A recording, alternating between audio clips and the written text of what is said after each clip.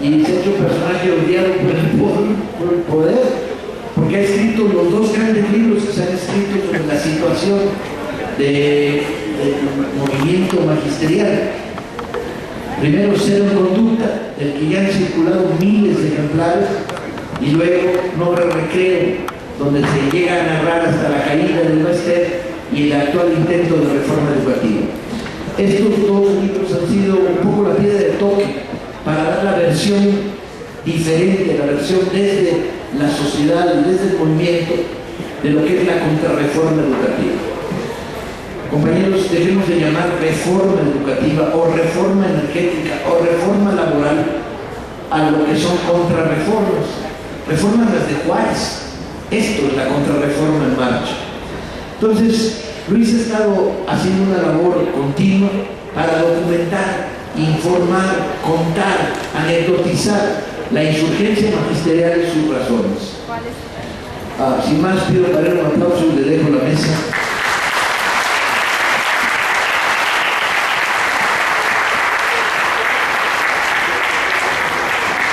Pues buenas tardes a todos. Muchas gracias a Paco por la presentación. Muchas gracias a Paloma por la invitación para estar hoy aquí con ustedes conversando sobre la mal llamada reforma educativa. Hace unos meses, en el estadio de fútbol del equipo Monarcas de Morelia, saltó a la cancha el equipo con un uniforme distinto al que tradicionalmente usa. En la camiseta aparecía una tarjeta roja similar a la que los árbitros de fútbol utilizan para expulsar a los jugadores que cometen faltas, y en la parte de abajo un letrero que decía "a los malos maestros". Es así como estos señores, que ni siquiera son capaces de llevarnos al mundial, son los que nos están diciendo quiénes son los buenos y quiénes son los malos maestros, y están llamando a que los malos maestros se vayan. Por supuesto, el incidente no tenía que ver con los jugadores de ese deporte. A ellos los mandaron a la cancha con ese uniforme, pero que dictó la instrucción precisa que lo hicieran era el dueño del equipo. Un personaje nada sospechoso de tener intereses en el mundo del entretenimiento y de la educación, entre comillas, que responde al nombre de Ricardo Salinas Pliego, dueño de TV Azteca, dueño de la cadena de Bancos Azteca, etcétera, etcétera.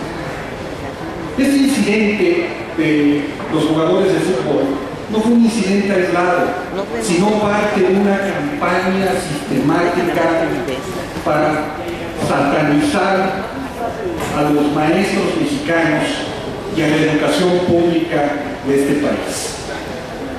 Ustedes recordarán muy probablemente que en la etapa de la campaña electoral, en plena campaña electoral, se proyectó en una multitud de salas del grupo Cinépolis una cosa que no se puede llamar película, porque no alcanza el nivel de película, tendríamos que llamar un panfleto fílmico que respondió al nombre de Panzazo. Ahí un señor que se siente subsecretario de Educación Pública y que despacha en las mañanas en el Canal 2 diciéndonos lo que está bien y no está bien en el país, Carlos Loret de Mola, cuando no aparece en las revistas de Corazón en plenos escándalos. Bueno, este señor, ¿verdad?, se dedica a enviar un mensaje a través de toda esta película. Y ese mensaje es que la situación educativa de nuestro país es un desastre, que el nivel de la enseñanza es fatal y que los responsables principales de esta situación son los maestros. Se trata de una aceleración muy temeraria. Sería tanto como responsabilizar de la actual epidemia de cólera a los médicos y no al sistema sanitario y a la falta de higiene y de infraestructuras que hay, o culpar de la mala situación de las carreteras de este país a los ingenieros civiles que las diseñan. No, pero ¿cómo los maestros van a ser culpables de algo que escapa completamente a su control? Por supuesto hay una responsabilidad de los maestros en la educación, pero no son los únicos ni los principales responsables de lo que sucede. Pero ese fue el mensaje de este panfleto fílmico.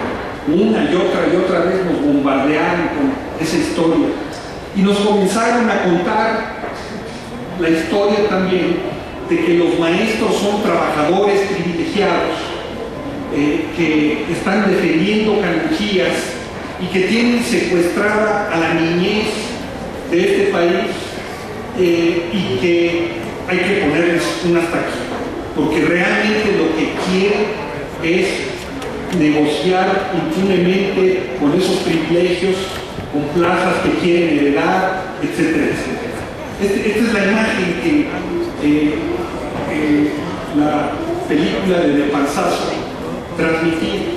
Y uno comienza a rascarle en quién está detrás de esa película y encuentra ahí dos grandes fuerzas. Por un lado, un organismo que se llama Mexicanos Primero, y por otro lado, la misma cadena de cine que difundió esa película, que es la cadena Cinépolis. ¿Quién es el presidente actualmente de Mexicanos Primero? Un señor que se llama Claudio X González, que va por ahí pontificando lo que está bien y lo que está mal en la educación, que es hijo de uno de los hombres más ricos de este país y que hasta hace muy poco tiempo era presidente de la Fundación Televisa. Es decir, tenemos en Santa Alianza a TV Azteca y Televisa en contra de los maestros mexicanos. La otra fuerza que aparece ahí alrededor de esa película, decíamos, es el grupo Cinépolis, dirigido por un personaje que parece sacado de una novela de Paco Taibo, que las novelas de Paco Taibo, al lado de la historia de esta familia, de la familia de los Ramírez, es una tímida novela de Walt Disney, ¿verdad? Son unas historias tremendas las que hay ahí detrás, entre otras cómo se acumularon su fortuna originalmente talando los bosques de Michoacán. Bueno, este personaje, Alejandro Ramírez, fue ni más ni menos el primer presidente de la Fundación Mexicanos Primero, y fue también de manera simultánea asesor de Josefina Vázquez Mota cuando estaba en Cedesol y en la Secretaría de Educación. Puras casualidades, ¿verdad? Puras casualidades que en la cruzada moral contra el magisterio y contra la educación pública de este país, quienes estén son los grandes intereses empresariales. Pero vaya que hicieron su labor. Esa película se proyectó no solamente en los cines, sino en Canal 2 en 2 ocasiones. Se vendió a precio de ganga. Ahora sí dijeron, no diga no a la piratería, la distribuyeron masivamente. Se convirtió en un instrumento para hacer política en contra de los maestros y para fijar la agenda educativa de este país. De tal manera que cuando Enrique Peña Nieto toma posesión como presidente de la República, se había creado ya en la opinión pública de este país la idea de que la educación era una zona de desastre y de que hacían falta medidas drásticas para resolver ese problema educativo. ¿Y cuáles son los 2 primeros anuncios que hace Peña Nieto al tomar posesión? El primero es el de la formación del famoso Pacto por México, en donde los dirigentes de los principales países se juntan con el gobierno, nos dicen que ahora sí, para emprender las reformas que el país necesita para desarrollarse y dejar atrás unas estériles. Y el segundo gran anuncio que se hace es que ahora sí vamos a tener la reforma educativa que es necesaria. Y claro, ¿no? Todo el mundo aplaude, los dirigentes de los partidos se suman y nadie cuestiona qué es lo que se está realmente aprobando. ¿Qué fue lo que nos dijeron personajes como Emilio Choifé, etcétera, etcétera, de esta reforma? Lo que nos dijeron es que esta reforma tenía 2 grandes objetivos nacionales y que tenía una llave mágica para resolver esos dos grandes objetivos. El primer gran objetivo que nos dijeron que tenía esta reforma era la de permitirle al Estado mexicano recuperar el control del proceso educativo que estaba en manos del Bester, Ortiz y sus secuaces. Eso fue lo primero que nos dijeron. Lo segundo que nos dijeron es que la reforma tenía como objetivo ahora sí impartir una educación de calidad, ¿no? Esa palabra que es como una mantra religiosa, ¿no? De todo lo que lo rodea, ¿no? Da la impresión de que es lo mejor, lo magnífico, incuestionable. Nos dijeron que ahora sí va a tener nuestra educación va a ser de calidad. Nos dijeron que la solución mágica para lograr estos dos grandes objetivos era ni más ni menos que la evaluación de los maestros, no del sistema educativo, no de la infraestructura escolar, sino de los maestros. Y que si a los maestros se les ponía una espada colgando sobre su cabeza con la amenaza de que se les iba a despedir si no eran buenos maestros, ¿verdad? Entonces sí, la educación iba a mejorar. Bueno, han pasado ya casi 11 meses desde que esta reforma comenzó a procesarse. Se aprobó en un tiempo récord, 11 días. Yo no sé si ustedes tengan presente alguna reforma constitucional que se haya logrado aprobar en un tiempo tan breve. Y por supuesto fue aprobada sin tomar en cuenta, sin escuchar la opinión de los principales afectados, los responsables de llevar a cabo esa reforma, los maestros. Los diputados y los senadores levantaron la mano y dijeron, ya tenemos, ¿no? esta gran reforma. Y bueno, han pasado entonces 11 meses, de los cuales 8 meses han habido paros en este país, tomas de carreteras, tomas de oficinas públicas por parte de los maestros, tomas del Zócalo, etcétera, etcétera.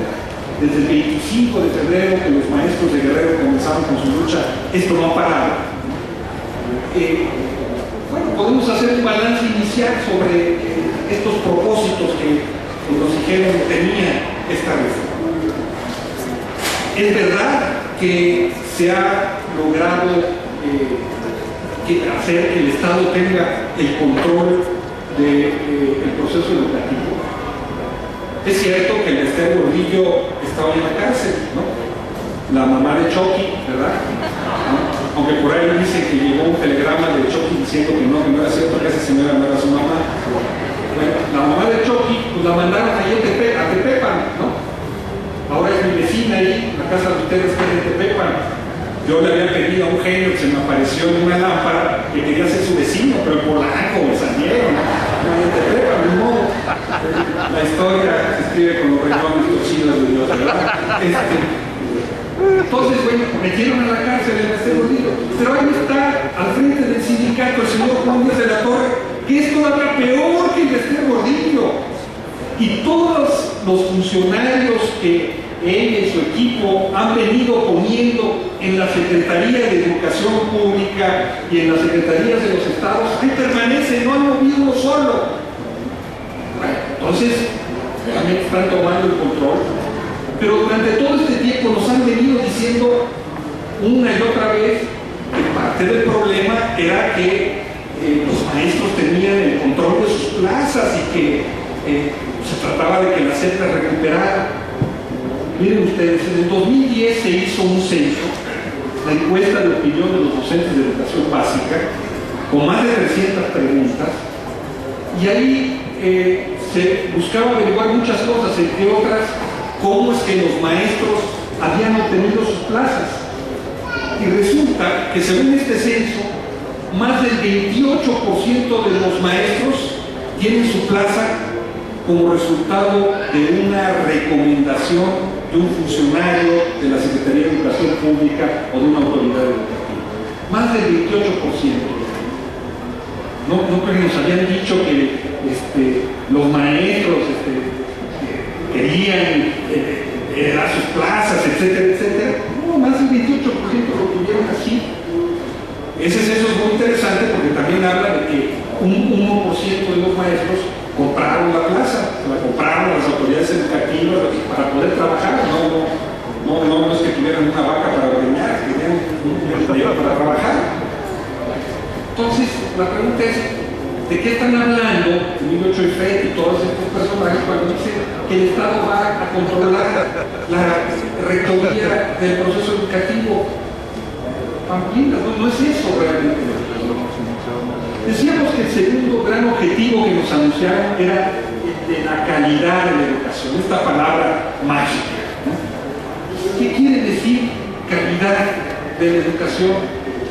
Bueno, nadie sabe realmente qué es la calidad de la educación. Si ustedes ven lo que está escrito hoy en el artículo 3 constitucional, en la definición de calidad educativa, y lo que está en las 3 leyes secundarias en las que se desdobló esta reforma del tercero constitucional, la ley del servicio profesional docente, la ley del Instituto Nacional de Evaluación para la Educación y las modificaciones a la Ley General de Educación, hay 4 definiciones diferentes de calidad educativa. Es decir, que los diputados ni siquiera se ponen de acuerdo en qué es eso.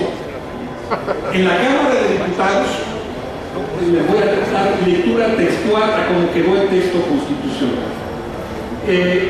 Básicamente hablan de que la educación que impacta el Estado, dice el nuevo texto, será de calidad con base en el mejoramiento constante y el máximo logro de los educandos. Quien sea capaz de entender lo que dice, le pongo un 10, ya que estamos aquí hablando de evaluación y de calificación. Cuando hablan de mejoramiento constante, ¿de qué? ¿Qué es eso? Este mejoramiento constante sin objeto es la base de la calidad, o es más bien el resultado de la calidad, o es la calidad misma. El máximo logro académico de los educandos es otra base de la calidad, es resultado, es la esencia. Este galimatías es lo que hoy está en la Constitución. Y, como les decía, en las 3 leyes secundarias hay definiciones completamente diferentes. Bueno, ¿de dónde viene toda esta confusión? Viene de que el concepto de calidad es ajeno al mundo de la educación. Uno puede decir que un refrigerador es de calidad cuando los materiales de los que están hechos son durables, cuando sus acabados están bien hechos, cuando ahorra energía. O sea, hay una serie de elementos en los que uno puede decir que un objeto, una mercancía como tal, es realmente de calidad, pero no podemos hablar de calidad de educación porque es un concepto completamente ajeno al mundo educativo. De por sí, cuando hablamos de educación estamos hablando del desarrollo de las cualidades de quienes son los alumnos. Pero bueno, eso fue lo que nos dijeron con la reforma. Ya está ahí, como un gran problema. Y nos dijeron en un tercer paso que la guía para lograrlo era la evaluación de los maestros. Yo les pregunto, ¿acaso podemos evaluar a un maestro sin saber qué queremos de él? Lo primero que necesitamos saber es, ¿verdad?, qué tipo de maestro necesitamos para entonces poderlo evaluar. ¿Qué nos dice esta reforma educativa de eso? No nos dice nada, nos dice que hay que evaluar a los maestros, no qué tipo de maestros necesitamos. Y por supuesto, no se puede evaluar a un maestro al margen de saber cuál es el gran proyecto educativo de este país. ¿Y qué nos dice del proyecto educativo de este país esta reforma? No nos dice absolutamente nada. ¿Podemos realmente evaluar a un maestro al margen de los estudiantes a los que deben enseñar? Un maestro no escoge a sus estudiantes. Ahí llegan inteligentes y no tan inteligentes, abusados y no tan abusados, interesados y no tan interesados. El maestro no puede decir, me quedo con estos y los demás se van. Tiene que atender a todos.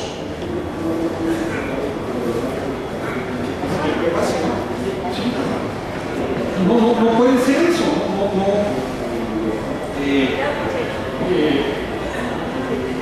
No hay forma de evaluar razonablemente a un maestro al margen de estas consideraciones. ¿Qué dice esta reforma de esos asuntos? No dice nada más dice que hay que evaluar a los maestros, ¿no? ¿Y cómo vamos a evaluar a los maestros? básicamente mediante un examen, ¿verdad? Al margen de las condiciones en las que deben desarrollar su trabajo.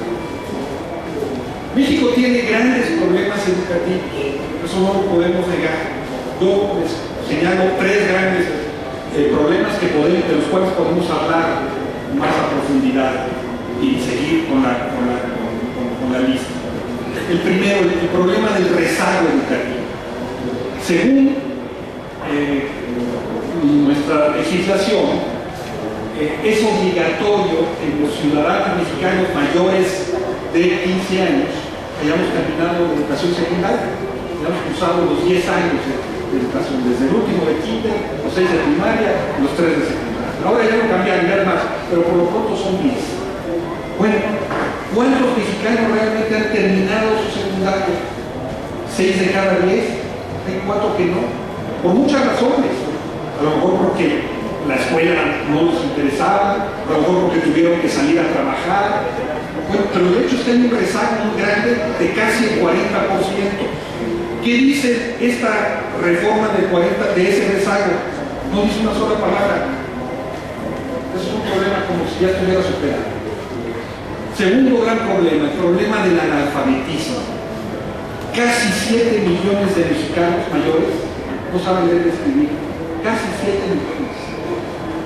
No es un problema de dinero, porque países con mucho menores recursos que México, como Bolivia, como Venezuela, como Cuba, han sido declarados por la UNESCO como territorios libres de analfabetismo. Pero aquí ese problema no se trata. ¿Qué dice esta reforma sobre el analfabetismo? Nada, no una palabra. Tercer gran problema, el problema de la inequidad educativa. La mayor cantidad de recursos destinados a la educación pública se concentran en las zonas más ricas del país, y a las zonas más pobres se les deja abandonadas. Les pongo un ejemplo. Más de 2/5 partes, es decir, casi la mitad de las escuelas de educación primaria en nuestro país son escuelas multigrado. ¿Qué significa eso? Significa que un solo maestro tiene que atender de manera simultánea en el mismo salón de clases a muchachos o niños de primero, segundo, tercero o de cuarto, quinto y sexto. Ojo, casi la mitad de las escuelas funcionan de esta manera. Bueno, ¿a poco los niños que van a una escuela así están en condiciones de aprender de la misma manera en la que están los niños de un solo grado y el maestro los atiende? Por supuesto, la compañera Marta de Jesús de la Escuela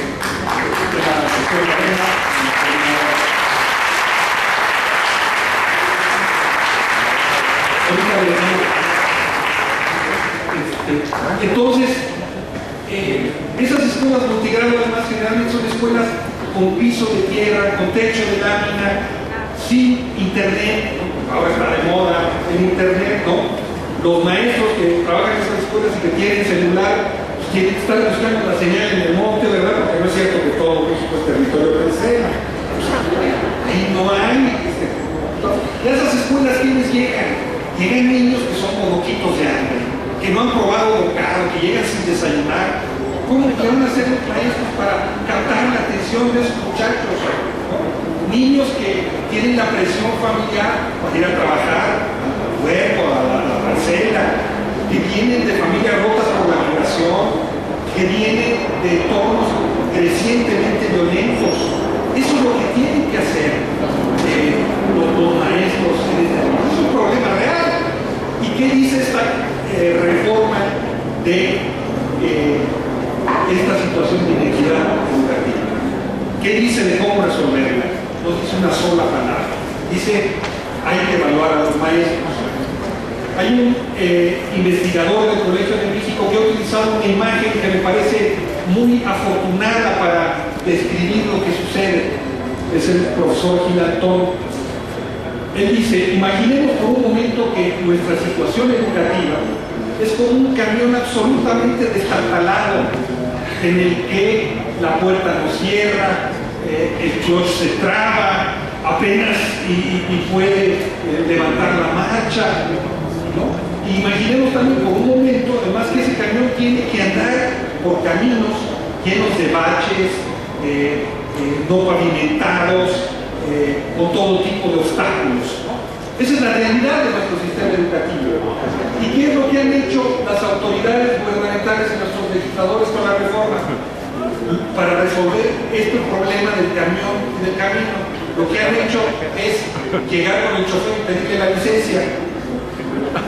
Eso es lo que hace esta reforma. Le pide a los maestros la licencia como la solución. Por favor, esos maestros mexicanos hacen malabares, hacen magia con los pocos recursos que tienen. Son verdaderamente abnegados.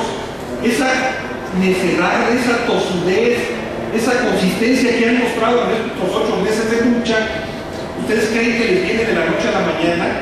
No, les viene de vida.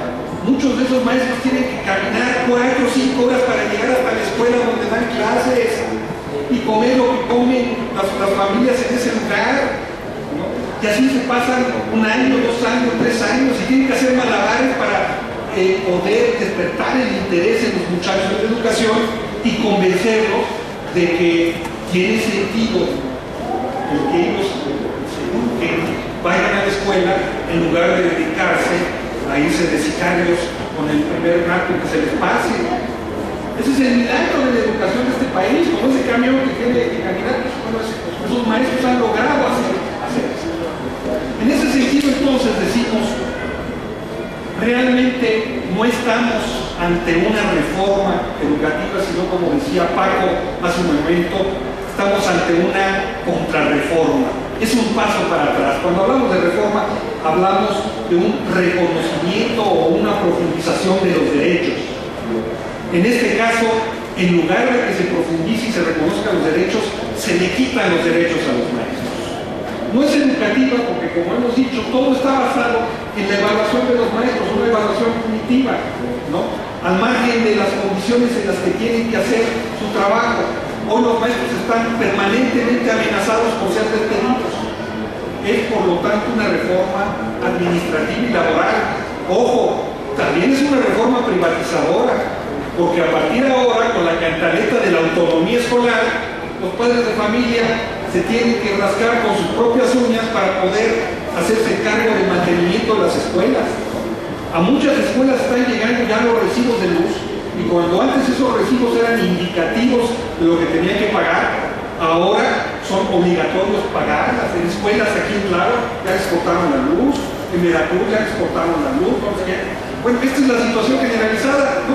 Ahora se les pasa a los padres de familia el costo del mantenimiento de las escuelas.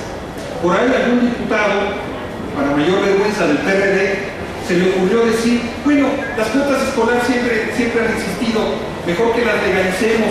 Bueno, también siempre han existido los robos, ¿no? Y los homicidios, ¿cómo los vamos a legalizar por eso, no? La gratuidad de la educación, perdónenme la imagen, pero la gratuidad de la educación es como un embarazo. No se puede estar tantito embarazada, ¿no? Tampoco la educación puede ser tantito gratuita. O es gratuita o no lo es, ¿no? Y ahora se está dando una marcha atrás en ese proceso. Y decíamos finalmente entonces que además de que ni es reforma porque es contrarreforma, ni es educativa porque es laboral y administrativa, no es cierto que sea una reforma de Peña Nieto, porque quien definió esa reforma, las recomendaciones, fue este grupo de empresarios del que hablábamos al principio de nuestra charla, y una organización conocida como el Club de Ricos, que es la Organización para la Cooperación y el Desarrollo Económico, ¿no? Que es la que da las instrucciones de lo que hay que hacer. Ustedes comparen las recomendaciones de este Club de Ricos con las recomendaciones del otro Club de Ricos con la contrarreforma y van a ver que son exactamente las mismas. Entonces, estamos frente a una contrarreforma que es laboral y administrativa y que no es de Peña Nieto, sino de los organismos multilaterales y de los empresarios. En ese contexto, no nos puede extrañar, ¿verdad?, que los maestros hayan decidido levantar la voz, hayan decidido parar las calles, hayan decidido ocupar las carreteras, cada vez con la participación mayor de padres de familia que también están viendo cómo el principio de la gratuidad de la educación se está echando para atrás. Eso es lo que hoy está en juego con esta famosa contrarreforma, ¿sí? Y eso es lo que hoy estos maestros que, como hemos dicho, defienden cada día la educación en lugares muy apartados, en condiciones muy difíciles, hoy esos maestros están con su lucha buscando garantizar que la educación pública, libre y gratuita se mantenga en nuestro país. Muchas gracias.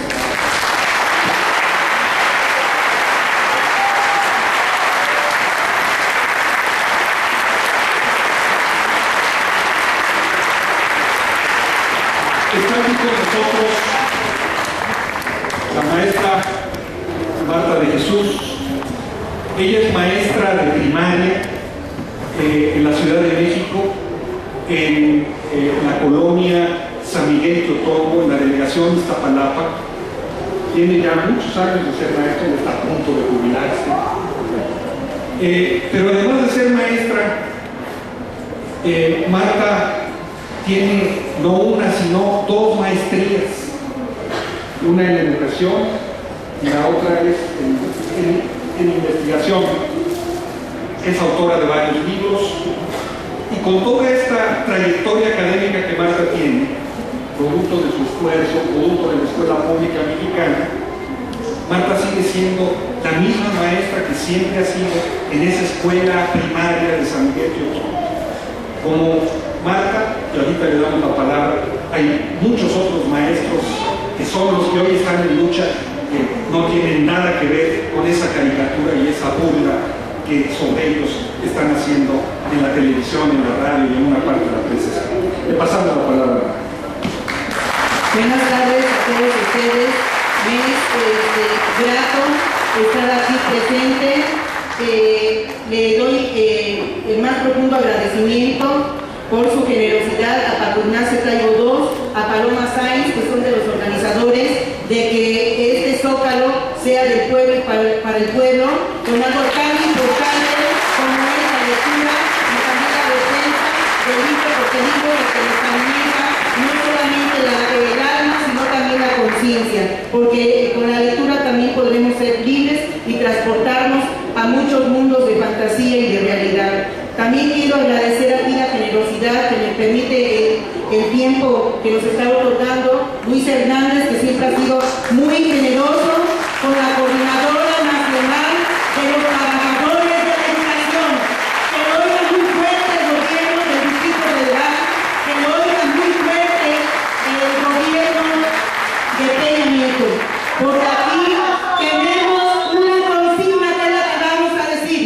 Se ve, se siente, la gente está presente. Se ve, se siente, la gente está presente. ¿Qué va a pasar con la coordinadora de Chiapas a Sonora? Con la coordinadora.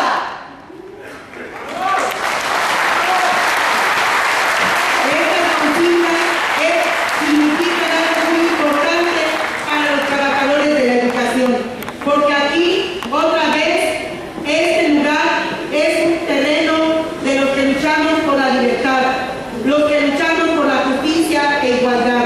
Y ese es el mensaje que yo vengo a darles con mucha emoción, y les agradezco de nuevo que nos permitan estar aquí a la Coordinadora Nacional de Trabajadores de la Educación, porque es mentira que se esté diciendo que no queremos ser evaluados. Si aquí el compañero acaba de dar un currículum, es porque para tener una certificación desde primaria, secundaria, para ser normalista, porque yo soy egresada de la Benemérita Normal de Maestros, que es la que quieren separar, aquí está una compañera que tuvo 29 años de servicio y está en etapa de prejubilación. Y yo digo, eso es un derecho y un privilegio que tenemos como trabajadores, porque durante tantos años dimos nuestro trabajo con el mayor esfuerzo, pero sobre todo con amor y con cariño por estos niños y jóvenes que tal vez podrían haber sido algunos de ustedes mis alumnos. Por eso es muy importante dejar en claro que no nada más es la evaluación por la que nosotros nos oponemos. Nos oponemos a ese tipo de evaluación porque es punitiva.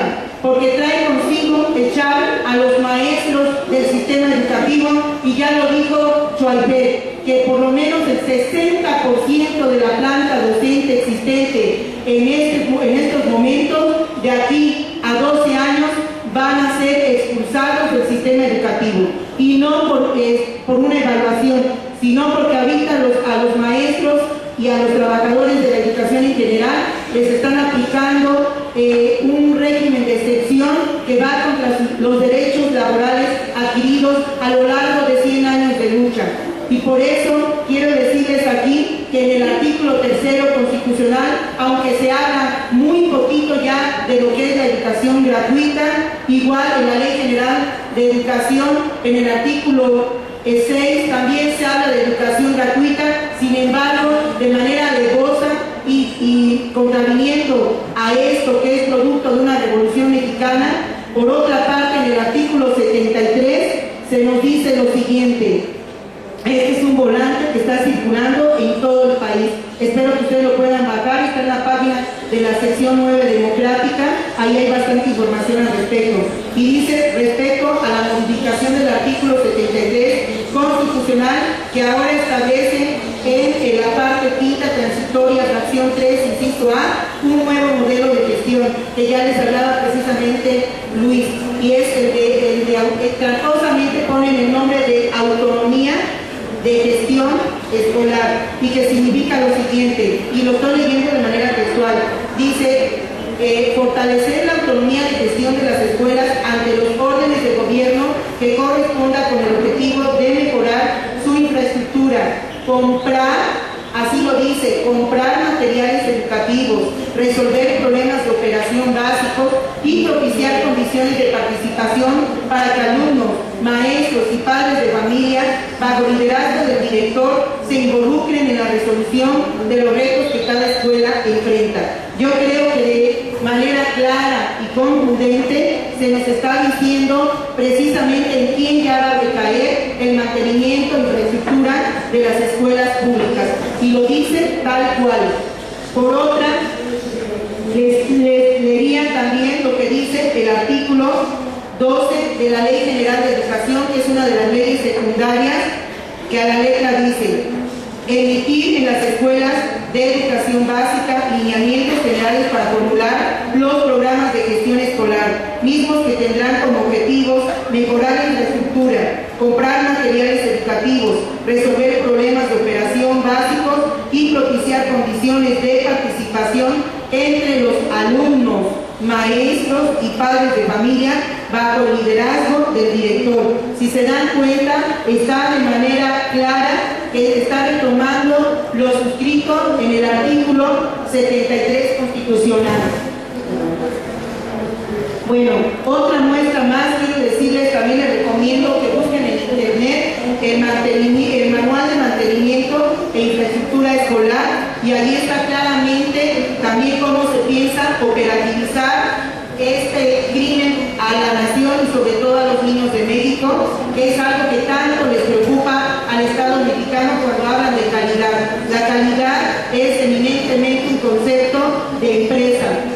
Bueno, dice: será el Consejo Escolar de Participación Social y su Comité de Mejoramiento de la Infraestructura para la atención de apoyo a la gestión escolar. Esto está en el acuerdo 535, con la participación de la mayor parte posible de los integrantes de la comunidad escolar, maestros, alumnos y padres de familia, organizados en grupos de trabajo a través de jornadas voluntarias. Y esto está definido en el mantenimiento preventivo y en reparaciones menores, que ellos les llaman. Pueden participar empresas contratadas. Ahí está una forma muy clarita de que los padres de familia organizados ya pueden buscar una empresa que vaya a resolver la problemática que tengan en su escuela. Y aquí dicen: hay que conformar el comité de mejoramiento de la infraestructura, y esto sería un padre de familia por grado más 2 maestros que formarían la parte de la comisión con el visto bueno del director. Ahora, ¿qué es lo que qué le nombran ellos como mantenimiento preventivo y reparaciones menores? Es lo siguiente: es la instalación eléctrica, instalación hidráulica y sanitaria, la de voz y datos, las de actividades preventivas como impermeabilización, pintura y tratamiento de basura, respecto al edificio escolar están los pisos, muros, traves y columnas. En la cancelería están las puertas y ventanas. En las áreas verdes está el control de plagas, plantación, podas, riego y fertilización. Respecto a las áreas exteriores están los patios, los cercos perimetrales, las canchas, las cisternas, las luminarias y cableado, la instalación hidráulica y sanitaria exterior, así como bebederos, áreas verdes, el pórtico y los andadores. Y justamente este manual de mantenimiento está sustentado básicamente en bibliografía de Chile. En Chile ya existe el 70% de escuelas privadas. Y así vean ustedes, por ejemplo, por qué continuamente está el movimiento de los pingüinos. ¿Ustedes saben a qué se refiere el movimiento de los pingüinos? Es a jóvenes, sobre todo de secundaria, que luchan por la gratuidad de la educación, así como también ellos ya están viendo que se transforme el método o el enfoque por competencias, ¿verdad? Porque han visto que ahí solamente se les enseña a hacer mano de obra barata, como ya está sucediendo en nuestro país, y lo que ellos están incidiendo es que se modifiquen los planes y programas de estudio, que se transformen los materiales didácticos, que se transformen los libros que ellos tienen y que sean libros de texto gratuito como los que aún todavía tenemos nosotros. Pero ¿de dónde viene todo esto? Justamente ya Luis les estaba mencionando que vienen de Mexicanos Primero, y también les recomiendo que en internet ustedes busquen la siguiente información.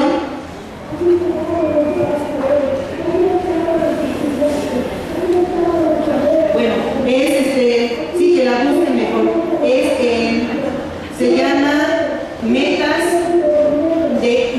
no es Ahora es Cuando, así se llama el material, Ahora es Cuando, y lo dice Mexicanos Primero en uno de sus materiales. Para los mexicanos, ¿qué significa ahora es cuando? Es cuando tú estás en una posición de abuso, ¿verdad? De agandalle, de agarrarte todo lo que sea posible. Y así en ese sentido está Mexicanos Primero, de llevarse todo lo que sea posible de lo que es la escuela pública. Ahí justamente se hablan de las metas que ya están definidas del 2012 al 2024, y está claramente definido el destino que sus hijos, sus nietos, sus familiares que están yendo a la educación básica y media superior, hasta dónde pueden llegar nada más. Ahí definen que nada más es hasta el 2024 es el derecho a la educación media superior. Pero yo creo que el anhelo, el sueño de los jóvenes no es nada más llegar hasta ese nivel. El sueño de muchos niños, yo como maestra lo he preguntado, es que quieren ser doctores, quieren ser abogados, arquitectos, escritores, ¿verdad? O periodistas, antropólogos, arquitectos o también maestras, ¿por qué no decirlo? ¿Verdad? Que es una labor muy justa, muy digna.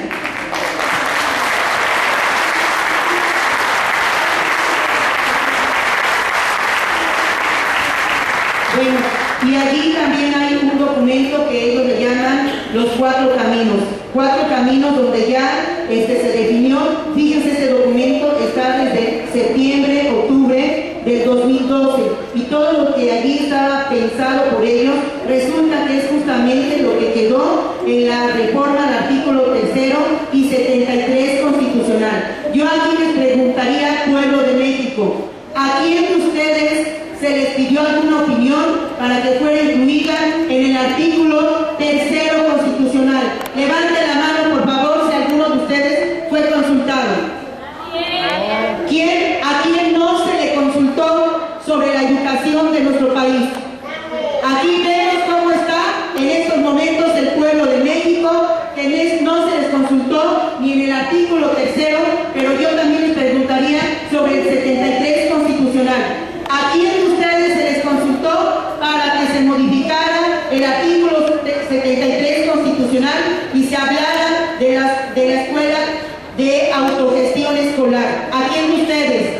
¿A quién de ustedes se les dijo que fueran escuelas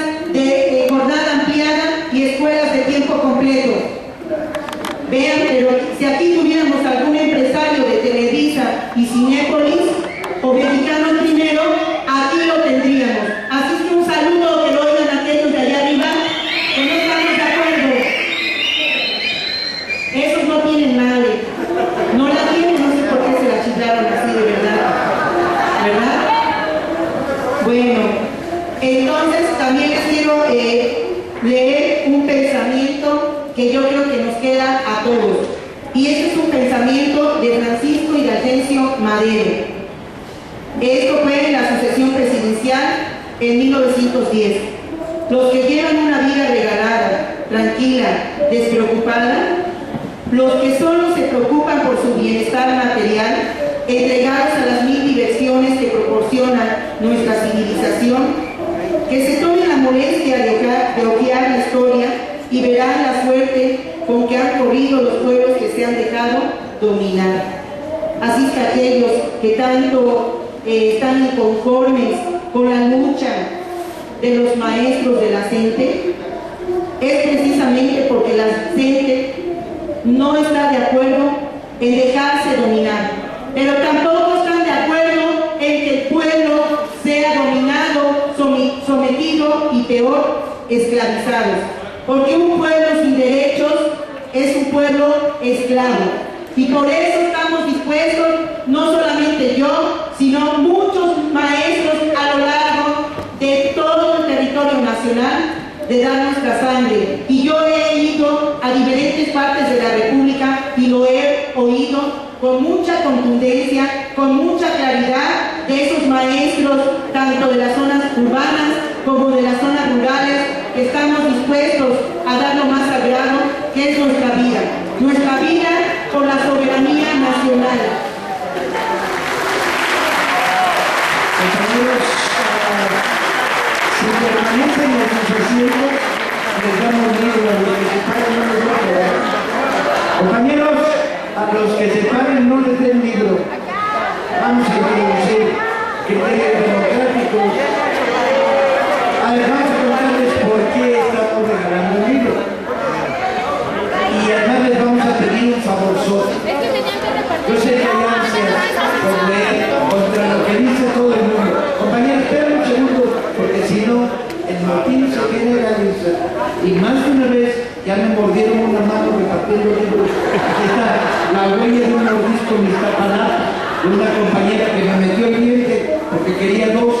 A ver, tenemos libros de Luis Hernández, La Brigada Verde, Belarmino detente.